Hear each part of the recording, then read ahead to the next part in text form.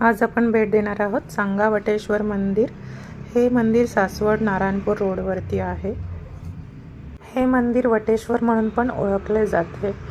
तर याला चांगावटेश्वर नाव कसे पडले? चांगदेवाचा जन्म हा 1400 वर्षापूर्वी म्हणजे आजपासून जवळजवळ 2000 वर्षापूर्वीचा। चांगदेव हा इंद्रलोकी इंद्रसभातील एक गण होता।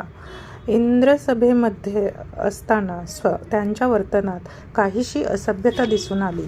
त्यामुळे इंद्राने त्यांना शाप दिला की तुला मृत्यूलोकाचा जन्म प्राप्त होईल व तेथे 1400 वर्षे तू राहशील।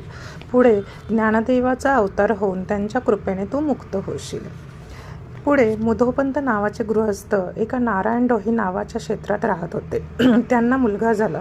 तो रूपाने फारच सुंदर होता व त्याच्या अंगी उपजत गुण होते।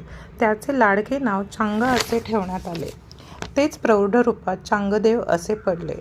चांगदेव पावसाळ्यातील चातुर्मासात मौनव्रत व अंधत्व धारण करून म्हणजे डोळे मिटून व्यवहार करत असत। त्यांचा शिष्य चिकट काळ्या मातीने मळून केलेले शिवलिंग डाव्या हातात घेऊन त्याची पूजा करत असे। एके दिवशी एकसारख्या पावसामुळे कंटाळून पालथ्या गड्यावरच थोडेशा मातीचे लिंपण करून त्याने पार्थिव शिवलिंग तयार केले।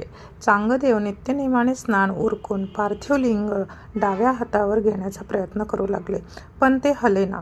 त्यांनी डोळे उघडून पाहिले व हलवण्याचा प्रयत्न केला, पण ते न हलल्यामुळे त्यांना ते शिवलिंग स्वयंभू असल्याचा साक्षात्कार प्राप्त झाला आणि त्यामुळे तिथे त्यांनी त्याचे छोटेसे मंदिर बांधून आपली उपासना कायम ठेवली आणि या मंदिराला चांगावटेश्वर असे नाव पडले। पुढे 17व्या शतकात आबासाहेब पुरंदरे यांनी याचा जीर्णोद्धार केला।